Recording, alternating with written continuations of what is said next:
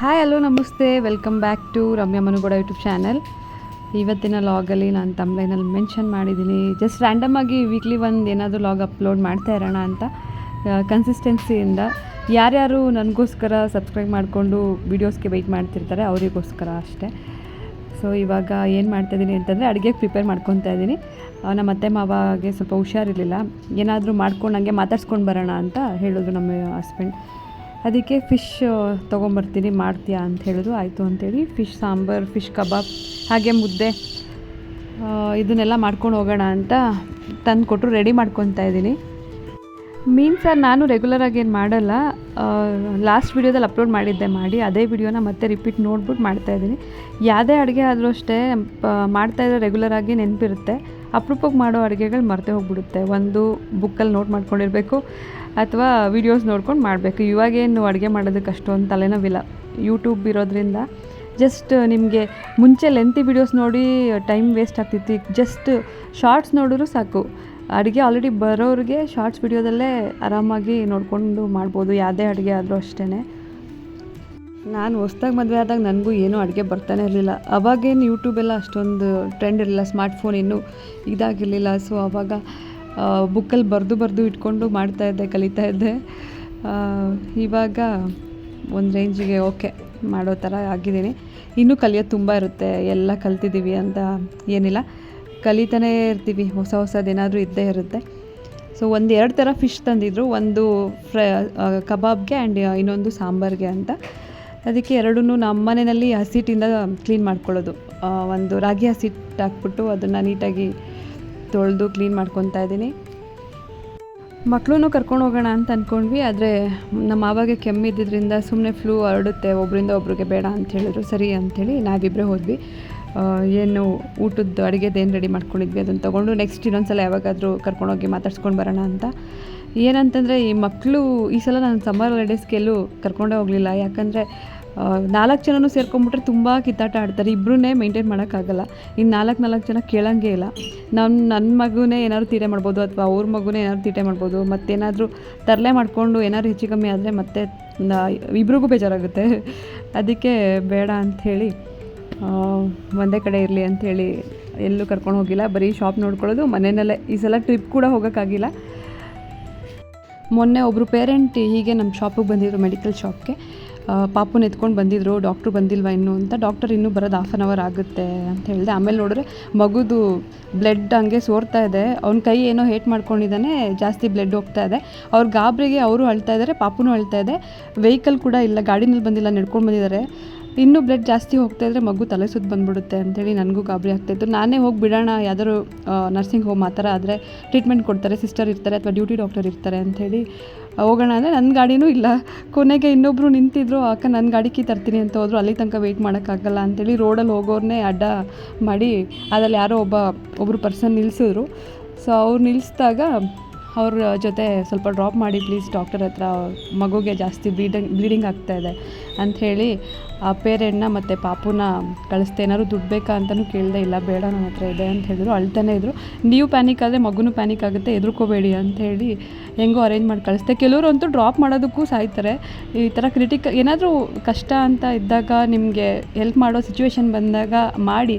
ಅಂದರೆ ಸ್ಟ್ರೇಂಜರ್ಸಿಗೆ ಮಾಡೋದಕ್ಕೆ ಭಯ ಆಗುತ್ತೆ ನಿಜ, ಕೆಲವರು ನಂಬೋಕ್ಕಾಗಲ್ಲ. ಆದರೆ ಕಣ್ಣಿಂದ ನೋಡ್ತಾ ಇರ್ತೀರಲ್ಲ, ಅಲ್ಲಿ ಮಗುಗೆ ಬ್ಲಡ್ ಹೋಗ್ತಾ ಇದೆ, ಒಂದು ಸ್ವಲ್ಪ ಏನಾದರೂ ಒಂಚೂರಲ್ಲಿ ಜಸ್ಟ್ ಒಂದು 5 ನಿಮಿಷನೂ ಆಗಲ್ಲ, ಹಾಸ್ಪಿಟಲ್ಗೆ ಡ್ರಾಪ್ ಹಾಕಿ ಅಂದರೆ ಒಬ್ಬ ಯಾರೋ ಸ್ಟೈಲಾಗಿ ಹೋಗ್ತಾಯಿದ್ದಾನೆ, ಬಿಡ್ತಾನೆ ಇಲ್ಲ ನನಗೆ ತುಂಬ ಕೆಲಸ ಇದೆ ಅಂತ ಹೇಳ್ತಿದ್ದ. ಅವನಿಗೂ ಅದೇ ಥರ ಅವ್ರ ಮನೆಯಲ್ಲೂ ಯಾರಿಗಾರು ಇದೇ ಥರ ಸಿಚುವೇಶನ್ ಬಂದಾಗ ಗೊತ್ತಾಗುತ್ತೆ ಅಣ್ಣನಿಗೆ ಅಂತ ಅಂದ್ಕೊಂಡೆ. ನಾನು ಸುಮ್ಮನೆ ಆಗಲಿಲ್ಲ. ಮತ್ತೆ ಒಂದು 3 ಜನನ ಕೇಳಿದೆ. ಅದ್ರಲ್ಲಿ ಯಾರೋ ಒಬ್ಬರು ಪಾಪ ಯಾರೋ ಕೈಂಡ್ ಪರ್ಸನ್ ಅನಿಸುತ್ತೆ, ಹೆದರ್ಕೋಬೇಡಿ ಬನ್ನಿ ಬಿಡ್ತೀನಿ ಅಂತ ಹೇಳಿದ್ರು. ಆಮೇಲೆ ಸೊ ಹೋದರು. ಅದಾದಮೇಲೆ ನನಗೆ ಅದೇ ಓಡ್ತಾಯಿತ್ತು. ನಮ್ಮ ಮೆಡಿಕಲ್ ಶಾಪ್ ಮುಂದೆ ಎಲ್ಲ ಬ್ಲಡ್ ಆಗಿತ್ತು. ಪಾಪು ಏನಾಯಿತೋ ಅಂತ. ಅದಾದಮೇಲೆ ಮತ್ತೆ ನೈಟು ನನ್ನ ಹಸ್ಬೆಂಡ್ ಶಾಪಲ್ಲಿದ್ದಾಗ ಬಂದು ಕೇಳಿದ್ರಂತೆ, ಬೆಳಗ್ಗೆ ಶಾಪಲ್ಲಿ ಇದ್ದಿದ್ದು ಯಾರು ಅಂತ. ಆ ಲೇಡಿ ಕೇಳಿಬಿಟ್ಟು ಅವ್ರಿಗೆ ಥ್ಯಾಂಕ್ಸ್ ಹೇಳಿಬಿಡಿ, ಅವ್ರು ನಂಗೆ ತುಂಬ ಹೆಲ್ಪ್ ಮಾಡಿದ್ರು ಅಂತ ಹೇಳಿ. ಆ ಪಾಪುಗೆ ಜಾಸ್ತಿ ಇಂಜುರಿ ಆಗಿದೆ, ಅದು ಆಪ್ರೇಷನ್ನೇ ಮಾಡಿಸ್ಬೇಕಂತೆ. ರಾಮಯ್ಯಗೆ ಅಡ್ಮಿಟ್ ಮಾಡಿದ್ದಾರೆ, ನಮ್ಮ ಅಕ್ಕ ಇದ್ದಾರೆ ಅಲ್ಲಿ ಅಂತ ಹೇಳಿದ್ರಂತೆ. ಏನಾಯಿತು ಅಂತ ಹೇಳಿದ್ದಕ್ಕೆ ಹಿಂಗೆ ಕಸಿನ್ಸ್ ಎಲ್ಲ ಸೇರ್ಕೊಂಡಿದ್ರು, ಈ ಥರ ಏಟ್ ಮಾಡ್ಕೊಂಬಿಟ್ಟಿದ್ದಾರೆ ಅಂತ ಹೇಳಿದ್ರಂತೆ. ಅದಕ್ಕೇ ಮಕ್ಕಳನ್ನ ಎಷ್ಟೇ ಹುಷಾರಾಗಿ ನೋಡಿಕೊಂಡ್ರು ಕಷ್ಟ. ಇವಾಗ ನೋಡಿ ಕಸಿನ್ಸ್ ಎಲ್ಲ ಸೇರಿಕೊಂಡು ಮೈ ಮರ್ತಿದ್ದೀವಿ ಅಂತಂದರೆ ಎಲ್ಲ ಚೆನ್ನಾಗಿರುತ್ತಲ್ಲ, ಮಾತಾಡ್ಕೊಂಡು ಕೂತಿರ್ತೀವಿ, ಮಕ್ಳ ಬಗ್ಗೆ ಗಮನ ಹರ್ಸೋಕ್ಕಾಗಲ್ಲ. ಅವಾಗ ಮಕ್ಳುಗಳು, ಇವಾಗಿನ ಮಕ್ಕಳು ಹೈಪರ್ ಆ್ಯಕ್ಟಿವ್ ಕಿಡ್ಸ್, ಅವ್ರನ್ನ ಹಿಡಿಯೋದೇ ಒಂದು ದೊಡ್ಡ ಕಷ್ಟ. ಆ ಥರ ಏಟ್ ಮಾಡ್ಕೊಂಡಾಗ ಇವಾಗ ನೋಡಿ ಇಂಜುರಿನೇ ಆಗೋವಷ್ಟು, ಅಡ್ಮಿಟ್ ಆಗಿ ಆಪ್ರೇಷನ್ ಮಾಡೋವಷ್ಟು ಏಟ್ ಮಾಡ್ಕೊಂಡಿದೆ ಪಾಪು. ಅದನ್ನೆಲ್ಲ ನೋಡಿದಾಗ ನಾನು ಮಾಡಿದಿರೋದು ಕರೆಕ್ಟೇ ಅಂತ ಅನಿಸ್ತು. ಅವ್ರವ್ರ ಮನೇಲಿ ಅವ್ರವ್ರು ಇರಲಿ, ಮಕ್ಕಳು ಏನಾದ್ರು ಆಚೆ ಕರ್ಕೊಂಡು ಹೋಗ್ಬೇಕಂತಂದರೆ, ಎಲ್ಲರೂ ಹೊರಗಡೆ ಬೇಕಂದರೆ ಯಾವ್ದಾದ್ರು ರೆಸಾರ್ಟು ಅಥವಾ ಯಾವ್ದಾದ್ರು ಪ್ಲೇಸ್ ಹೋದಾಗ ಬೇಕಂದರೆ ಒಟ್ಟಿಗೆ ಕರ್ಕೊಂಡು ಹೋಗೋಣ.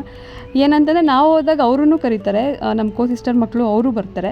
4 ಜನ ಮಕ್ಕಳು ಸೇರ್ಕೊಂಡಾಗ ತಲೆನೋವು. ಅಟ್ಲೀಸ್ಟ್ ಅವ್ರು ಬಂದಾಗ ನಾವು ಹೋಗಲ್ಲ, ನಾವು ಹೋದಾಗಲೂ ಸುಮ್ಮನೆ ಹಾಗೆ ಬಂದರೆ ಅದೊಂಥರ. 4 ಜನನೂ ಒಟ್ಟಿಗೆ ಸೇರಿದ್ರೆ ನನಗೆ ತಲೆ ಚಿಟ್ಟು ಹಿಡಿತಿರುತ್ತೆ, ಜೊತೆಗೆ ಮಗುಗೇನಾದರೂ ಆದರೆ ಅಂತ ಭಯನೂ ಆಗ್ತಿರುತ್ತೆ. ನನ್ನ ಮಗನೂ ಸ್ವಲ್ಪ ಸೈಲೆಂಟಾಗಿ ತರಲೆ ಮಾಡ್ತಿರ್ತಾನೆ.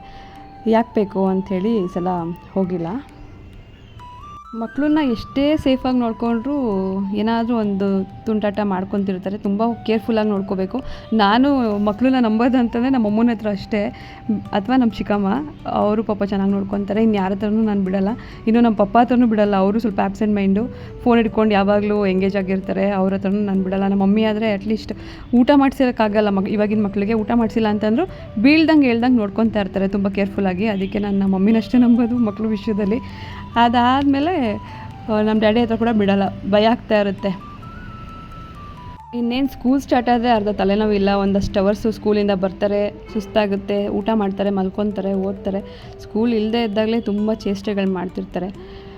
ಸೊ ಪೇರೆಂಟ್ಸ್ಗೆಲ್ಲ ಸ್ಕೂಲ್ ಸ್ಟಾರ್ಟ್ ಆಗಿದ್ದು ಒಂದು ಖುಷಿ ಸ್ಟಾರ್ಟ್ ಆಗುತ್ತೆ. ಇನ್ನು ಅಡುಗೆ ಎಲ್ಲ ಮಾಡಿಕೊಂಡು ನಮ್ಮ ಅತ್ತೆ ಮಾವನ ಮನೆಗೆ ಹೋಗಿದ ತಕ್ಷಣ ಊಟ ಹಾಕ್ಕೊಟ್ಟೆ, ತಿಂತಾಯಿದ್ದಾರೆ. ನಮ್ಮ ಮಾವಂಗೆ ನಾನು ಏನೇ ಮಾಡಿಕೊಟ್ರು ಅವ್ರ ಹತ್ರ ಶಬಾಷ್ ಅನ್ಸ್ಕೊಳಕ್ಕಾಗಲ್ಲ.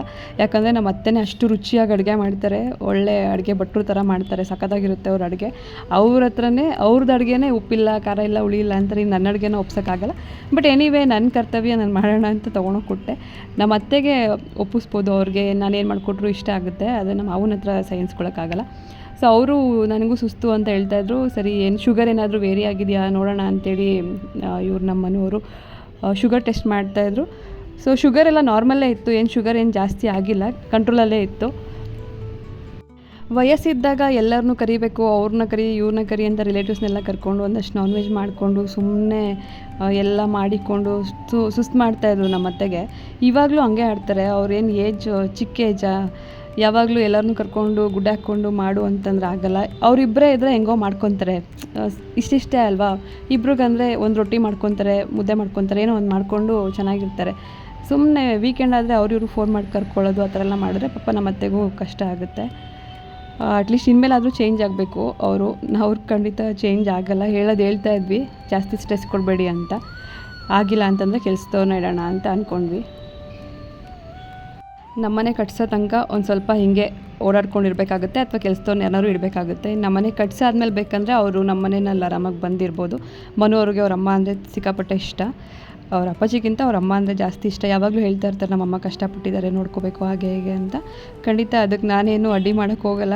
ಅವ್ರು ನಮ್ಮನೆ ಆದಾಗ ಬಂದವ್ರು ಇರ್ಬೋದು, ಬಟ್ ಎಲ್ಲರೂ ಇರ್ಬೋದು, ಅಥವಾ ಚಿಕ್ಕ ಮಗನ ಮೇಲಾರು ಮಗನ ಮನೆಯಲ್ಲಾರು ಇರ್ಬೋದು, ಇಲ್ಲಿ ಅಲ್ಲಿ ಓಡಾಡ್ಕೊಂಡಿರ್ಬೋದು. ಇವಾಗ ಸದ್ಯಕ್ಕೆ ಅವರಿಬ್ಬರು ಚೆನ್ನಾಗಿದ್ದಾರಲ್ವ, ಹಂಗೆ ಓಡಾಡ್ಕೊಂಡು ಹಂಗೆ ಮಾಡಿಕೊಂಡು ಓಡಾಡ್ಕೊಂಡಿರ್ತಾರೆ ಅಂಥೇಳಿ ಅವರಿಬ್ಬರೇ ಸಪ್ರೇಟಾಗಿದ್ದಾರೆ. ಮೇಯ್ನ್ ಏನಂತಂದರೆ ಅಲ್ಲಿ ಇರೋಕ್ಕೆ ಪ್ರಾಬ್ಲಮ್ಮು ನಮ್ಮ ಮಾವಂದೇ. ಅವ್ರೇನಂತಂದರೆ ಮನೆ ಪೀಸ್ಫುಲ್ಲಾಗಿರೋದು ಅವ್ರಿಗೆ ಇಷ್ಟ ಆಗಲ್ಲ. ಅಂದರೆ ಅವ್ರಿಗೆ ಯಾವಾಗಲೂ ಅಲ್ಲೋಲ ಥರ ಆಗಿ ಫುಲ್ಲು ಆ ಥರ ಆಡ್ತಾ ಇರ್ತಾರೆ. ನಾನು ಅದೇ ಹೇಳ್ತಾಯಿದ್ದೆ, ಇವತ್ತಿದ್ದಂಗೆ ನೀವು ಯಾವಾಗಲೂ ಇದ್ಬಿಟ್ಟಿದ್ದಿದ್ರೆ ಎಷ್ಟು ಚೆನ್ನಾಗಿರೋದು ಅಂತ. ಇವತ್ತು ಫುಲ್ಲು ಸಾಧು ಥರ ಇದ್ದರು. ಯಾವಾಗಲೂ ಅದೇ ಥರ ಇದ್ದರೆ ನಕ್ಕೊಂಡು ಪೀಸ್ಫುಲ್ಲಾಗಿ ಎಲ್ಲ ಜೊತೆ ಚೆನ್ನಾಗಿರ್ತಿತ್ತು. ನಾವಲ್ಲೇ ಕೆಳಗಡೆ ಮನೇಲಿ ಇರ್ತೀವಿ ಅಂತ ಹೇಳಿದ್ವಿ. ಒಂದೇ ಮನೆಯಲ್ಲಿ 3 ಫ್ಯಾಮಿಲಿ ಇರೋಕ್ಕಾಗಲ್ಲ, ಒಂದೇ ವಾಶ್ರೂಮ್ ಯೂಸ್ ಮಾಡ್ಕೊಂಡೆಲ್ಲ. ಸೊ ಇಬ್ಬರು ಎಲ್ಲ ಒಟ್ಟಿಗೆ ಹೆಂಗಿರೋಕ್ಕಾಗುತ್ತೆ. ಅದಕ್ಕೆ ಒಬ್ರು ಯಾರು ಕೆಳಗಿರಲೇಬೇಕು. ಒಂದು ಅವ್ರು ಇರಬೇಕು, ಇಲ್ಲ ನಾವಿರಬೇಕು. ಸೊ ಕೆಳಗೆ ಇರ್ತೀವಿ ಅಂತ ಹೇಳಿದ್ವಿ. ಅವರಿಲ್ಲ, ಆಗಲ್ಲ ಅಂತ. ಆವಾಗ ಅವರು ಬೇಡ, ಕೊಡೋಕ್ಕಾಗಲ್ಲ ಅಂತ ಹೇಳಿದ್ರು. ಸರಿ ಬಿಡಿ ಅಂತ ಹೇಳ್ಬಿಟ್ಟು ನಮ್ಮ ಪಾಡಿಗೆ ನಾವು ಸಪ್ರೇಟ್ ಆದ್ವಿ. ಇವಾಗ ನಮ್ಗೆ ಅಲ್ಲಿರೋಕ್ಕೆ ಇಷ್ಟ ಆಗಲ್ಲ. ಇವಾಗ ಏನಿದ್ರು ಒಂದು ಸಲ ಆಚೆ ಬಂದಮೇಲೆ ಮತ್ತೆ ಅಲ್ಲಿ ಹೋಗೋಕ್ಕೆ ಆವಾಗ ಇದ್ದಿದ್ದ ಸಿಚುವೇಷನಲ್ಲಿ ಕೊಟ್ಟಿಲ್ಲ, ಇವಾಗ ಏನಿರೋದು ಅಂತ ಅನಿಸ್ಬಿಡುತ್ತೆ. ಬಟ್ ಅದು ಯಾವುದೂ ಮನಸ್ಸಲ್ಲಿ ಇಟ್ಕೊಳಕ್ಕೆ ಹೋಗ್ಬಾರ್ದು. ಫ್ಯಾಮಿಲಿ ಅಂತಂದಮೇಲೆ ನಮ್ಮ ಅಪ್ಪ ಅಮ್ಮನೂ ಹರ್ಟ್ ಮಾಡ್ತಾರೆ, ಅವ್ರ ಪೇರೆಂಟ್ಸು ಹರ್ಟ್ ಮಾಡ್ತಾರೆ. ಅದನ್ನು ಯಾವುದೂ ಕ್ಯಾರಿ ಓವರ್ ಮಾಡಬಾರ್ದು ಅಷ್ಟೇ. ಎಲ್ಲದನ್ನು ಬಿಟ್ಟು ಅದು ಸಿಚುವೇಷನ್ನ ಹೇಟ್ ಮಾಡ್ಕೊಂಡು ಹೋಗ್ತಾ ಇರಬೇಕಷ್ಟೇ. ಅದನ್ನು ಬಿಟ್ಟು ದ್ವೇಷ ಸಾಧಿಸೋದು ಅಥವಾ ಅದೆಲ್ಲ ಮಾಡೋಕ್ಕೆ ಹೋಗಲ್ಲ. ನಮ್ಮ ಪೇರೆಂಟ್ಸ್ ನನಗೆ ಅದನ್ನೇ ಹೇಳ್ಕೊಟ್ಟಿರೋದು, ನೀವು ನಿಮ್ಮ ಅತ್ತೆ ಮಾವನ ನೋಡಲೇಬೇಕು, ನನ್ನ ನೋಡಿಲ್ಲ ಅಂದರೂ ಪರವಾಗಿಲ್ಲ, ನಿಮ್ಮ ಅತ್ತೆ ಮಾವನ ನೋಡು ಅಂತ. ಸೆಕೆಂಡ್ ಡೇನೂ ಅಡುಗೆ ಮಾಡ್ತಾಯಿದ್ದೀನಿ, ಅಡುಗೆ ಮಾಡಿಬಿಟ್ಟು ಬಾಕ್ಸ್ ಕೊಟ್ಟು ಕಳಿಸ್ತಾ ಇದ್ದೀನಿ, ಮುದ್ದೆ ಸಾಂಬಾರೆಲ್ಲ ಮಾಡಿಬಿಟ್ಟು. ಸೊ ನಮ್ಮನೆ ಅಂತ ಕಟ್ಸ್ಕೊಂಡು ಆದಮೇಲೆ ಅವ್ರು ಖಂಡಿತ ಬಂದು ನಮ್ಮ ಜೊತೆ ಇರ್ಬೋದು. ಅಲ್ಲಿ ತನಕ ಅವರು ನಮ್ಮ ಅತ್ತೆಗೆ ಸ್ಟ್ರೆಸ್ ಕೊಡ್ದಂಗೆ ಚೆನ್ನಾಗಿದ್ದರೆ ಸಾಕು. ಅವ್ರ ಪಾಡಿ ಅವ್ರ ಅಡುಗೆ ಎಲ್ಲ ಚೆನ್ನಾಗೇ ಮಾಡ್ಕೊಂಡಿರ್ತಾರೆ. ಅವರಿಬ್ಬರೇ ಇದ್ದರೆ ಸುಮ್ಮನೆ ವೀಕೆಂಡ್ ಅವ್ರನ್ನೆಲ್ಲ ಕರ್ಕೊಂಡ್ರೆ ಅವ್ರಿಗೂ ಇಷ್ಟ ಆಗೋಲ್ಲ. ಏಜ್ ಆಗ್ತಾ ಎಲ್ರಿಗೂ ಮಾಡೋಕ್ಕಾಗಲ್ಲ. ಸೊ ಅವರವರೇ ಇದ್ದರೆ ಚೆನ್ನಾಗಿರುತ್ತೆ. ಯಾರು ಕಷ್ಟ ಅಂತ ಬಂದರೆ ಯಾರೂ ಬರಲ್ಲ, ಮಕ್ಕಳೇ ಆಗೋದು, ಮಕ್ಕಳು ಸೊಸೆ ಮೊಮ್ಮಕ್ಕಳೇ ಆಗೋದು, ಬೇರೆ ಯಾರೂ ಬರಲ್ಲ. ಅಥವಾ ತುಂಬ ಫ್ರೆಂಡ್ಸ್ ಏನೋ ಬರ್ಬೋದು. ಅದನ್ನು ನಮ್ಮ ಅಪ್ಪಾಜಿ ಅರ್ಥ ಮಾಡ್ಕೋಬೇಕಷ್ಟೇ. ಸೊ ಶಾಪಿಂದ ಬಂದು ತರಕಾರಿ ಸಾಂಬಾರು ಮಾಡಿಕೊಂಡು ಮತ್ತು ಮುದ್ದೆ ಮಾಡಿ ಒಂದು ಹಾಗಲಕಾಯಿ ಪಲ್ಯ ಮಾಡಿಬಿಟ್ಟು ಕೊಡ್ತಾಯಿದ್ದೆ. ಇನ್ನು ನನ್ನ ಮಕ್ಕಳು ಓಡಾಡ್ಕೊಂಡು ಆಟ ಆಡ್ಕೊಂಡಿದ್ರು. ನಾನು ಈಗ ಲಾಸ್ಟ್ ವಿಡಿಯೋ ಮಾಡಬೇಕಾದ್ರೆ ಹಾಗೆ ಪಿಲಿಗ್ರಿಮ್ದು ಫೇಸ್ ಸಿರಮ್ದು ವಿಡಿಯೋ ಬಂತು. ಅದೇನಂತಂದರೆ ಚೆನ್ನಾಗಿದೆ ಆ್ಯಕ್ಚುಲಿ. ನಾನು ಎಷ್ಟೊಂದು ಯೂಸ್ ಮಾಡ್ತಾಯಿದ್ದೀನಿ. ನಿಯಾಸಿನಮೈಡ್ ಇರೋದು ಎಲ್ಲ ಸ್ಕಿನ್ ಟೈಪ್ ಇರೋರಿಗೂ ಸೆಟ್ ಆಗುತ್ತೆ. ಸೊ ಪಿಲಿಗ್ರಿಮ್ ನಿಯಾಸಿನಮೈಡ್ ಅಂತ ಇದೆ, ಅದು ಚೆನ್ನಾಗಿದೆ. ಸೊ ಯಾರು ಯೂಸ್ ಮಾಡೋಂಗಿದ್ರೆ ಮಾಡಿ. ನಾನೇನೋ ಕತೆ ಹೇಳ್ತಾ ಇದ್ನಲ್ಲ, ಅದು ಹಂಗೆ ಸ್ಕಿಪ್ ಆಗೋಯ್ತು, ಅದಕ್ಕೆ ಹೇಳ್ತಾ ಇದ್ದೀನಿ. ಸೆರಮ್ಸಲ್ಲಿ ಯಾವ್ದು ಚೆನ್ನಾಗಿದೆ ಅಂತಂದರೆ ಪಿಲ್ಗ್ರಿಮ್ ಸೆರಮ್. ಯಾವುದೇ face oil skin, dry skin, normal skin ಯಾವುದೇ ಸ್ಕಿನ್ಗೆ ಅಪ್ಲೈ ಮಾಡಿದ್ರು ಸ್ಕಿನ್ ಏನೂ ಆಗಲ್ಲ, ಯೂಸ್ ಮಾಡ್ಬೋದು. 10% ನಿಯಾಸಿನಮೈಡ್. ಆಲ್ರೆಡಿ ನಂದು ಎಷ್ಟೊಂದು ಬಾಟಲ್ಸ್ ಖಾಲಿಯಾಗಿದೆ.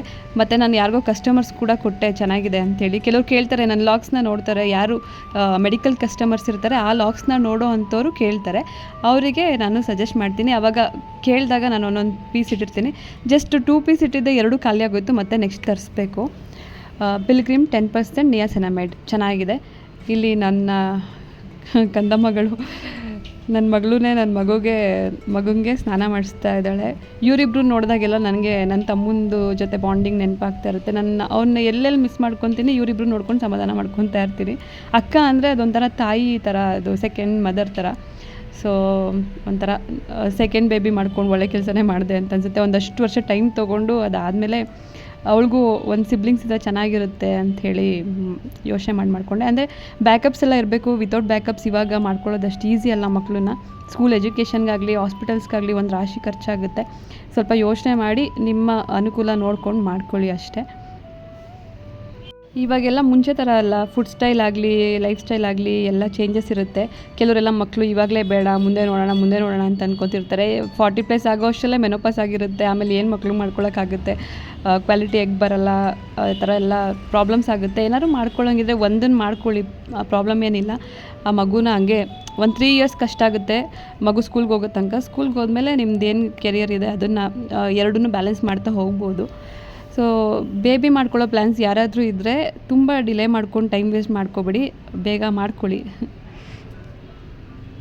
ಸೆಕೆಂಡ್ ಬೇಬಿ ಮಾತ್ರ ನಿಮ್ಮ ಅನುಕೂಲ ನೋಡ್ಕೊಂಡು ಮಾಡ್ಕೊಳ್ಳಿ ಅಷ್ಟೇ. ಬ್ಯಾಕಪ್ಸ್ ಇದೆಯಾ, ನನಗೆ ಇನ್ ಕೇಸ್ ಹೆಚ್ಚು ಕಮ್ಮಿ ಆದರೆ ಏನಾದರೂ ಅದು ಒಂದು ಪ್ರಾಪರ್ಟಿ ಇದೆ, ಅಟ್ಲೀಸ್ಟ್ ಅದರಿಂದನಾದ್ರು ನನ್ನ ಮಕ್ಕಳನ್ನ ನಾನು ಸರ್ವೈವ್ ಮಾಡ್ಕೋಬೋದು ಅನ್ನೋ ಥರ ಇದ್ದರೆ ಮಾಡ್ಕೊಳ್ಳಿ.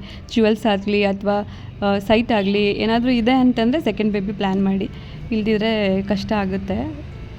ಮತ್ತು ಇನ್ನೊಂದೇನಂತಂದರೆ ಕೆಲವರು ಕಾಂಪಿಟೇಷನ್ಸ್ ಜಾಸ್ತಿ. ಆ ಮಗುನ ಅಲ್ಲಾಕಿದ್ದಾರೆ, ನನ್ನ ಮಗುನ ಅಲ್ಲಾಕಬೇಕು ಇಲ್ಲಾಕಬೇಕು ಅಂತೆಲ್ಲ ಆ ಥರ ಕಾಂಪಿಟೇಷನ್ ಮಾಡ್ಕೊಳಕ್ಕೆ ಹೋಗ್ಬೇಡಿ.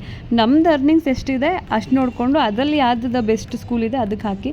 ಯಾವುದೇ ಸ್ಕೂಲ್ಗೆ ಹಾಕಿದ್ರು ಏನು ಓದೋ ಮಕ್ಕಳು ಓದ್ತಾರೆ, ಓದದೇ ಇದ್ದವರು ಅಷ್ಟೇ. ಸೊ ನಮ್ಮ ಅನುಕೂಲ ಹೆಂಗಿದೆ ಅದು ನೋಡ್ಕೊಂಡು ಮಾಡ್ಕೋಬೇಕಾಗುತ್ತೆ. ನಮ್ಗೆ ಅರ್ನಿಂಗ್ಸ್ ಏನಿದೆ ಅದನ್ನ ನೋಡಿಕೊಂಡು ನಾವು ಸ್ಕೂಲ್ಗೆ ಜಾಯಿನ್ ಮಾಡಿಸ್ಬೇಕಾಗುತ್ತೆ. ಇನ್ನು ಕೆಲವ್ರು ಬರ್ತಾರೆ ಮೆಡಿಕಲ್ ಶಾಪ್ಗೆ ಬಂದು, ಆ ಸ್ಕೂಲ್ ಚೆನ್ನಾಗಿಲ್ಲ, ನಮ್ಮ ಮಗುನ ಹಾಕಿರೋ ಸ್ಕೂಲ್ ಹಂಗೆ ಹಿಂಗೆ ಅಂತ ಕೊಚ್ಕೊತಿರ್ತಾರೆ. ನನಗೆ ಪಿತ್ತ ನತ್ತಿಗೆ ಇರ್ತಾ ಇರುತ್ತೆ. ವಾಪಸ್ ಕೊಟ್ಟರೆ ನೆಕ್ಸ್ಟ್ ಟೈಮ್ ಅವ್ರು ನನ್ನ ಶಾಪ್ಗೆ ಬರಬಾರ್ದು, ಹೋಗಲಿ ಅಂತ ಪೇಷನ್ಸಿಂದ ತಡ್ಕೊತಾ ಇರ್ತೀನಿ. ನೀವು ಅದೇನು ಓದಿ ತಬಾಗ್ತೀರಾ ನೋಡೋಣ ಅಂತೆಲ್ಲ ಅನಿಸ್ತಿರುತ್ತೆ. ಆ ಥರ ಎಲ್ಲ ಯಾರಿಗೂ ಹೆಂಗೆ ಬೇಕು ಹಂಗೆಲ್ಲ ಹರ್ಟ್ ಆಗೋ ಥರ ಮಾತಾಡೋಕ್ಕೆ ಹೋಗಬಾರ್ದು. ಯಾವುದೇ ಸ್ಕೂಲ್, ಗೌರ್ಮೆಂಟ್ ಸ್ಕೂಲಲ್ಲಿ ಓದಿರೋರೆಲ್ಲ ಏನೇನೋ ಅಚೀವ್ಮೆಂಟ್ಸ್ ಮಾಡಿದ್ದಾರೆ. ಇನ್ನು ನಾನು ಓದಿರೋ ಸ್ಕೂಲ್, ಅಶ್ವಿನಿ ಸ್ಕೂಲಲ್ಲಿ ಓದಿರೋ ಮಕ್ಕಳೆಲ್ಲ ಮೆಡಿಕಲ್ ಎಲ್ಲ ಮಾಡ್ತಿದ್ದಾರೆ, ಡಾಕ್ಟರ್ ಆಗಿದ್ದಾರೆ, ಒಳ್ಳೆ ಪರ್ಸೆಂಟೇಜ್ ತೆಗೆದು ಫ್ರೀ ಸೀಟ್ ತೊಗೊಂಡು MBBS MD ಎಲ್ಲ ಮಾಡ್ತಿದ್ದಾರೆ. ಸೊ ಓದೋದು ಏನಂತಂದರೆ ಮಕ್ಕಳು ಓದಬೇಕು ಮೇಯ್ನು. ನೀವು ಸ್ಕೂಲ್ಸ್ ಒಂದೊಂದು ಸ್ಕೂಲಲ್ಲಿ ಒಂದೊಂದು ಕೋಚಿಂಗ್ ಚೆನ್ನಾಗಿರುತ್ತೆ, ಒಪ್ಕೊತೀನಿ. ಹಾಗಂತ ಬೇರೆಯವ್ರನ್ನ ಅಯ್ಯೋ ಚೆನ್ನಾಗಿಲ್ಲ, ನನ್ನ ಮಗುನ ಹಾಕಿರೋದೇ ಸಖತ್ತಾಗಿದೆ ಆ ಥರ ಎಲ್ಲ ಮಾತಾಡೋಕ್ಕೆ ಹೋಗಬಾರ್ದು. ಎಲ್ಲ ಮಗುಗೂ ಅವ್ರದ್ದೇ ಟ್ಯಾಲೆಂಟ್ಸ್ ಇರುತ್ತೆ. ಒಂದು ಸ್ಕೂಲಿಂದ ಇನ್ನೊಂದು ಸ್ಕೂಲ್ ಆಬ್ವಿಯಸ್ಲಿ ದೊಡ್ಡದಿರುತ್ತೆ, ಕೋಚಿಂಗ್ ಡಿಫ್ರೆನ್ಸ್ ಇರುತ್ತೆ. ನಿಮ್ಮ ಮಗು ಹಾಕಿರೋ ಸ್ಕೂಲ್ಗಿಂತ ಮತ್ತೊಂದು ಇನ್ನೂ ಜಾಸ್ತಿ ಇರುತ್ತೆ. ಹಂಗೆ ಹುಚ್ಚುಚ್ಚಾಗೆಲ್ಲ ಮಾತಾಡೋಕ್ಕೆ ಹೋಗ್ಬೇಡಿ. ಆ ಥರ ಕಸ್ಟಮರ್ಸ್ ನನ್ನ ಶಾಪಿಗೆ ಬರಲಿಲ್ಲ ಅಂದರೆ ನನಗೆ ಇನ್ನೂ ಒಳ್ಳೆಯದೇ. ಹೋಗಲಿ ಅಂತ ಒಂದು ಸಲ ಬಿಟ್ಟಿದ್ದೀನಿ, ಮತ್ತೆ ಇನ್ನೊಂದು ಸಲ ಕೆಣ್ಕೊಂಡು ಬಂದರೆ ಮೋಸ್ಟ್ಲಿ ಬೈಸ್ಕೊತಾರೆ ಅನಿಸುತ್ತೆ. ಆಮೇಲೆ ಗೊತ್ತಾಯಿತು ಅದು ಬರೀ ಸೆಕೆಂಡ್ ಪಿ ಯು ಏನೋ ಅಷ್ಟೇ ಮಾಡಿರೋದು ಅಂತ. ಸೆಕೆಂಡ್ ಪಿ ಯು ಪಾಸ್ ಆಗಿದೆಯೋ ಇಲ್ವೋ ಗೊತ್ತಿಲ್ಲ, ಸ್ಕೂಲ್ ಬಗ್ಗೆ ಮಾತಾಡ್ತಿದೆ ಅಂತ ಅಂದ್ಕೊಂಡು ಸುಮ್ಮನೆ ಅದೇ ಹಾಳಾಗೋಗ್ಲಿ ಬಿಡು ಅಂತೇಳಿ. ಇನ್ನು ಇದು ನೆಕ್ಸ್ಟ್ ಡೇ ನಾನು ಏನು ಬಾಕ್ಸ್ನ ಕಟ್ಟಿ ಕಳಿಸ್ದೆ. ಅದಾದಮೇಲೆ ನನ್ನ ಮಕ್ಕಳು ಏನೇನೋ ಆಟಾಡ್ತಾ ಇದ್ದಾರೆ. ನನ್ನ ಮಗಳು ಒಬ್ಬಳೇ ಇದ್ದಾಗ ಫೀಲ್ ಮಾಡ್ಕೊಳ್ಳೋಳು ಜೊತೆಗಿಲ್ಲ ಅಂತ. ಇವಾಗ ಇಬ್ಬರಿರೋದ್ರಿಂದ ಹೆಂಗೋ ಆಟಾಡಿಕೊಂಡು ಅವರವರೇ ಟೈಮ್ ಪಾಸ್ ಮಾಡ್ತಾ ಇರ್ತಾರೆ. ಅವಾಗವಾಗ ಕಿತ್ತಾಡ್ತಾರೆ ಮತ್ತು ಆಟಾಡ್ತಾರೆ. ಮತ್ತು ಎವರ್ ಯೂತಲ್ಲಿ ವಾಲ್ನಟ್ ಸ್ಕ್ರಬ್ ಇದೆ, ಇನ್ನೊಂದು ಹೊಸದು ಸ್ಕ್ರಬ್ ಬಂದಿದೆ, ಅದನ್ನು ತರಿಸಿ ಅಂತ ಕೇಳಿದರು. ಅವರು ನನ್ನ ಚಾನಲ್ ಸಬ್ಸ್ಕ್ರೈಬರೇ. ಸೊ ಇವಾಗ ನನ್ನ ಚಾನಲ್ನ ನೋಡ್ತಾ ಇದ್ದರೆ ಬಂದು ಕಲೆಕ್ಟ್ ಮಾಡ್ಕೊಳ್ಳಿ. ಬಂದಿದೆ ಚಾಕ್ಲೇಟ್ ಚೆರಿ ಸ್ಕ್ರಬ್ ಅಂತ, ವಾಲ್ನಟ್ ಥರ. ಇದು ಕೂಡ ತುಂಬ ಚೆನ್ನಾಗಿದೆ, ಗ್ಲೋ ಬರುತ್ತೆ ಸ್ಕ್ರಬ್ ಅಂತ ಹೇಳಿದ್ರು. ಸರಿ ಅಂತೇಳಿ ತರಿಸಿದ್ದೀನಿ. ಬಾಟಲ್ ಕೂಡ ತರಿಸಿದ್ದೀನಿ, ಹಾಗೆ ಸ್ಯಾಚೆಟ್ ಕೂಡ ಬರುತ್ತೆ, ಸ್ಯಾಚೆಟ್ ಕೂಡ ತರಿಸಿದ್ದೀನಿ. ಟ್ಯಾನ್ ರಿಮೂವ್ ಆಗುತ್ತೆ ಆ್ಯಂಡ್ ಗ್ಲೋ ಚೆನ್ನಾಗಿ ಬರುತ್ತೆ ಅಂತ ಹೇಳಿದ್ರು. ಸರಿ ನಾನು ನೋಡೋಣ ಅಂಥೇಳಿ ಒಂದು ಸ್ಯಾಚೆಟ್ ತೊಗೊಂಡು ಟ್ರೈ ಮಾಡಿದೆ, ಚೆನ್ನಾಗಿದೆ ಅಂತ ಅನಿಸ್ತು. ಸೊ ಯಾರು ಟ್ರೈ ಮಾಡೋಗಿದ್ರೆ ಸ್ಯಾಚೆಟ್ ತೊಗೊಂಡು ಟ್ರೈ ಮಾಡಿ. ಇನ್ನು ಫೇಸ್ ವಾಷಸಲ್ಲಿ ಸಿಂಪಲ್ ಫೇಸ್ ವಾಶ್ ಅಲ್ಲಿ ಇನ್ನೊಂದೆರಡು ಬಂದಿದೆ, ಅದು ಕೂಡ ಚೆನ್ನಾಗಿದೆ. ಕೆಲವರು ತುಂಬ ಜನ ಸಿಂಪಲ್ ಫೇಸ್ ವಾಶ್ ಯೂಸ್ ಮಾಡ್ತಿದ್ದಾರೆ, ಯಾಕಂತಂದರೆ ಅದೊಂಥರ ಹರ್ಬಲ್ ಥರ, ಅದರಲ್ಲೇನು ಜಾಸ್ತಿ ಕೆಮಿಕಲ್ಸ್ ಏನೂ ಇರಲ್ಲ. ಅದಕ್ಕೇ ಇದು ಜಾಸ್ತಿ ಹೋಗ್ತಾ ಇರುತ್ತೆ ಸಿಂಪಲ್ ಫೇಸ್ ವಾಶ್. ಇದರಲ್ಲಿ ಇನ್ನೂ 2 ಟೈಪ್ಸ್ ಬಂದಿದೆ, ಅದನ್ನು ಕೂಡ ತರಿಸಿದ್ದೀನಿ. ಸಿಂಗಲ್ ಪೀಸಸ್ ಇಷ್ಟ ಇದ್ದರೆ ಬಂದು ಕಲೆಕ್ಟ್ ಮಾಡ್ಕೊಳ್ಳಿ, ತೊಗೊಳ್ಳಿ. ಹೈಡ್ರಾ ಜೆಲ್ ಫೇಸ್ ವಾಶ್ ಅಂತ ಬಂದಿದೆ, ಹಾಗೆ ಮಾಯ್ಶ್ಚರೈಸರ್ ಫೇಸ್ ವಾಶ್ ಅಂತ ಬಂದಿದೆ, ಹಾಗೆ ವಿಟಮಿನ್ ಸಿ ಅಂತ ಕೂಡ ಬಂದಿದೆ. ಸೊ ಸಿಂಪಲಲ್ಲೇ ಒಂದು 4 ಥರ ಫೇಸ್ ವಾಶ್ ಇದೆ, ಟ್ರೈ ಮಾಡಿ. ನಾನು ನೆಕ್ಸ್ಟ್ ಟ್ರೈ ಮಾಡೋಕ್ಕೆ ಯೂಸ್ ಮಾಡಬೇಕು ಅಂತ ಅಂದ್ಕೊಂಡಿರೋದು ಗರ್ ಫೇಸ್ ವಾಶು. ಅದನ್ನು ಕೂಡ ಆರ್ಡ್ರ್ ಹಾಕಿದ್ದೀನಿ, ಅದು ತುಂಬ ಟ್ರೆಂಡಿಂಗಲ್ಲಿದೆ. ಗರ್ ಸೋಪ್ ಟ್ರೈ ಮಾಡಿದ್ವಿ, ಈಗ ನೆಕ್ಸ್ಟು ಗರ್ ಫೇಸ್ ವಾಶ್ ಬರ್ತಿದೆ, ಅದನ್ನು ತರ್ಸೋಕೆ ಹೇಳಿದ್ದೀನಿ. ಅದರಲ್ಲೂ ಒಂದು 4-5 ಥರ ಇದೆ, ಅದಕ್ಕೆ ವೆಯ್ಟ್ ಮಾಡ್ತಿದ್ದೀನಿ. ಸಿಂಪಲಲ್ಲಿ ಯಾರಾದರೂ ವೆರೈಟಿ ಬೇಕಂತಂದರೆ ಇಲ್ಲಿ ಬಂದು ಕಲೆಕ್ಟ್ ಮಾಡ್ಕೊಳ್ಳಿ, ಸಿಂಗಲ್ ಪೀಸಸ್ ಇದೆ. ಇನ್ಮೇಲೆ ನನ್ನ ಲಾಗ್ನ ಕನ್ಸಿಸ್ಟೆನ್ಸಿಯಿಂದ ಅಪ್ಲೋಡ್ ಮಾಡೋಣ ಅಂತ ಅಂದ್ಕೊಂಡಿದ್ದೀನಿ. ಏನಾದರೂ ಒಂದು ಡೈಲಿ ರುಟೀನ್ನೇ ತೆಗೆದು ಅಪ್ಲೋಡ್ ಮಾಡೋಣ ಅಂತ ಅಂದ್ಕೊಂಡಿದ್ದೀನಿ. ಥ್ಯಾಂಕ್ ಯು, ಹೀಗೆ ಸಪೋರ್ಟ್ ಮಾಡ್ತಾಯಿರಿ. ಹೊಸದಾಗಿ ನನ್ನ ಚಾನಲ್ ನೋಡ್ತೀರಿ ಸಬ್ಸ್ಕ್ರೈಬ್ ಮಾಡ್ಕೊಳ್ಳಿ. ಟೈಮ್ ವೇಸ್ಟ್ ಮಾಡ್ಕೊಂಡು ಮಾತ್ರ ಯಾವುದೇ ಯೂಟ್ಯೂಬ್ನ ನೋಡಬೇಡಿ, ಲಾಗ್ಸ್ಗಳನ್ನ. ಏನಾದರೂ ಫ್ರೀ ಟೈಮಲ್ಲಿ ಬೋರ್ ಆಗ್ತಾಯಿದ್ರೆ ಜಸ್ಟ್ ನೋಡಿ ಅಷ್ಟೇ.